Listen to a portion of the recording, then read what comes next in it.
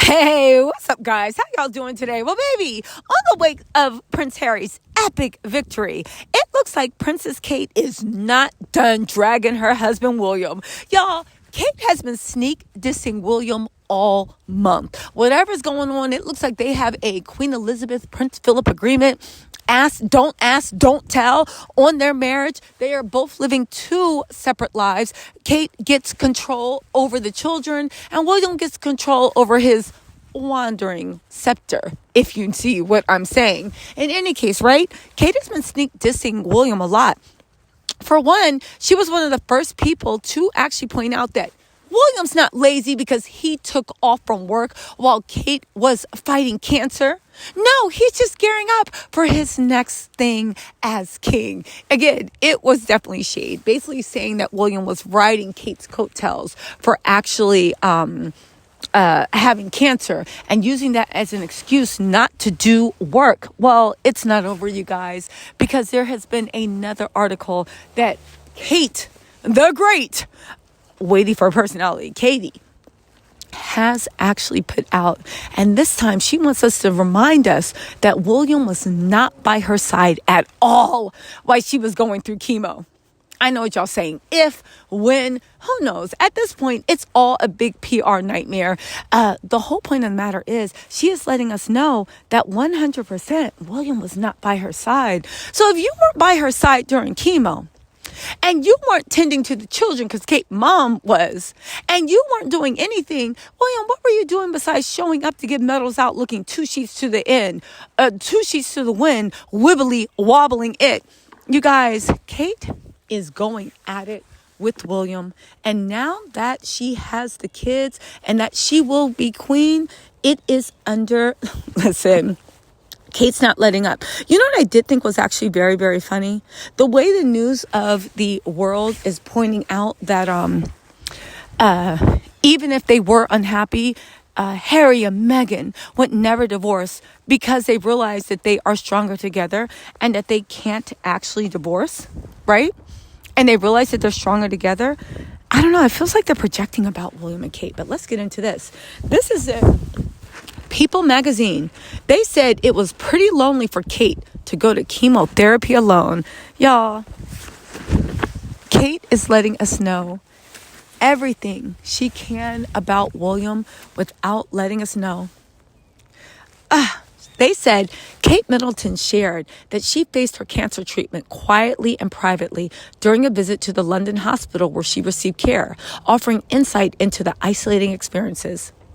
She said going through the back door unseen while going through the treatment must have been pretty lonely, a royal insider tells People in this week's exclusive cover story.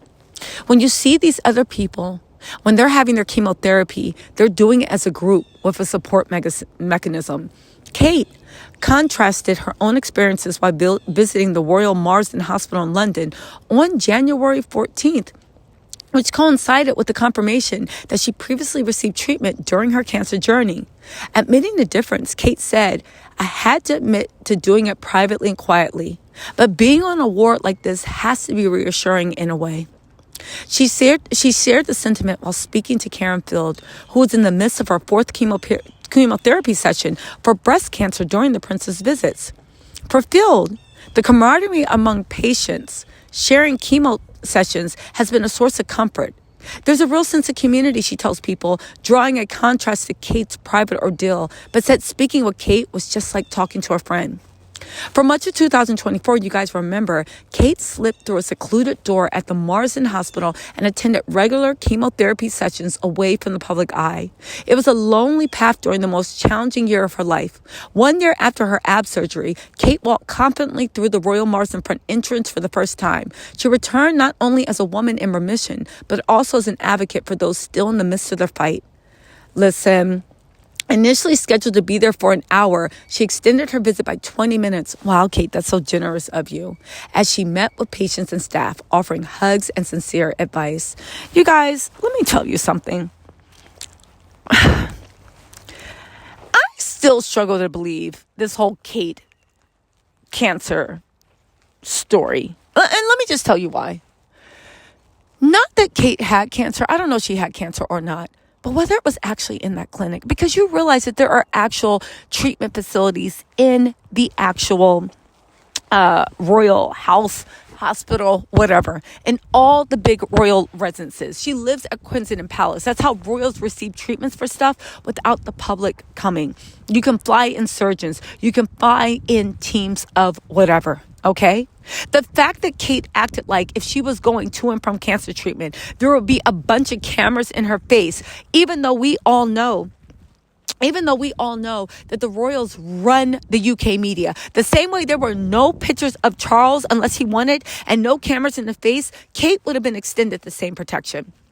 So for her now to say that she had to completely lie to the public, sneak in, go to chemotherapy by herself, or else it would have been a media frenzy, I find to be disingenuous. I find to be stupid. And the fact you had to sneak in the lie because you were too ashamed to say you had cancer, think about it. You're not just a regular person. You are a de facto head of state.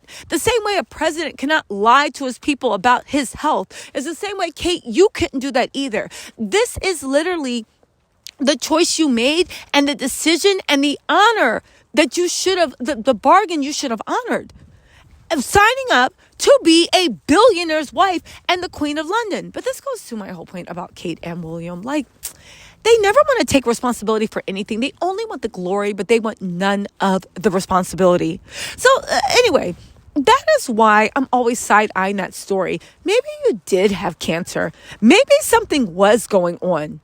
Or maybe you're lying about everything. And basically, you found out William was going to divorce you. You flew and you threw a temper tantrum. And you let William know that there's no way he can get rid of you. Just like there was no way that Charles could get rid of his mother. And Kate's doing a victory lap right now.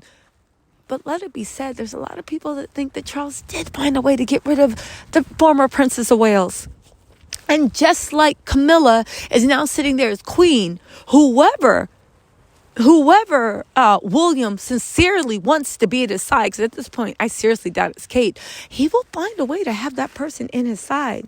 But anyway, I do find it funny that Kate is completely sneak dissing William, because even in this perhaps truth, perhaps made it reality, that she had her treatment at the Royal Marsden or whatever you call it center, in any of these realities, both real or fake, William's not around. William's not a part of it. William isn't anything. You guys, what does that actually tell you? What does that tell you?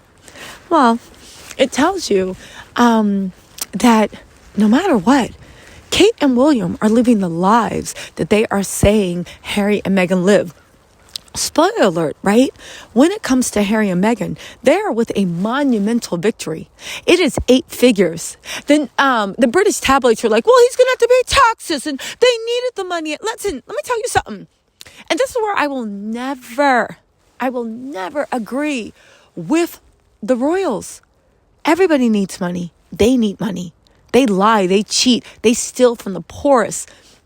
Through tax breaks and all this stuff. They are slumlords. Everybody needs money. They literally control and use that as control over everybody in their circle, the money. So the fact now saying, oh, they needed the money. Everybody needs 8 figures. I would like 8 figures right now. I will tell you something. Listen, in the coming days, the royals have been super quiet about Harry's win. I know they're trying to figure out a way to spin this, but let's also not forget, I think one of the reasons they're being so quiet is it doesn't look like Harry signed an NDA. And it looked like all the information on who was selling out Harry and who had their fingers in the pie of depravity, he knows everything. And I think the royals are very, very quiet because it seems like for the short term, Harry really does have them by the BALLS. Listen, I know they're regrouping. I know they're trying to figure out how a way they can dominate and let Harry know he's nothing. And I know they're scheduling a trip, Charles and William, to see the current president of the United States. We will see how this all plays out. But for now, oh yeah, Harry definitely won this round. And I actually am looking forward to the royals and their arrogance and ego literally going into overdrive and doing something that forces Harry to release everything. And I hope he does it in another book. Anyway, y'all, let me know what you think in the comments. I'll talk to y'all later. Bye.